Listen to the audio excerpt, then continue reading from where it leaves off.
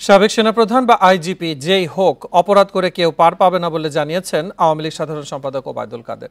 সকালে রাজধানীর বঙ্গবন্ধু অ্যাভিনিউয়ে দলের কেন্দ্রীয় কার্যালয়ে এক সংবাদ সম্মেলনে তিনি একথা জানান। সাবেক আইজিপি বেনজির আহমেদ ও সাবেক সেনাপ্রধান আজিজ আহমেদের ঘটনায় সরকারের ভাবমূর্তি ক্ষুণ্ণ হয়েছে কিনা এমন প্রশ্নের জবাবে ওবায়দুল কাদের বলেন, অপরাধ করলে শাস্তি পেতেই হবে।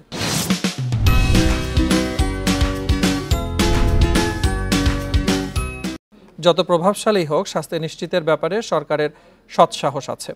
বিচার বিভাগ ও দুদক স্বাধীন। বিশ্বজিৎ ও আবরার হত্যার ঘটনায়ও অভিযুক্তরা ছাত্রলীগের হলেও কাউকে প্রোটেকশন দেওয়া হয়নি।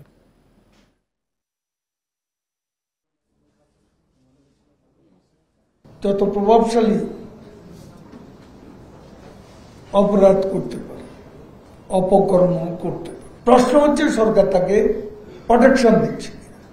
আমরা সেটা শেখ হাসিনা আমাদের প্রধানমন্ত্রী, তিনি এ ব্যাপারে জিরো টলারেন্স। কাজেই অপরাধীকে অপরাধী হিসেবে আমরা দেখি, সে যেই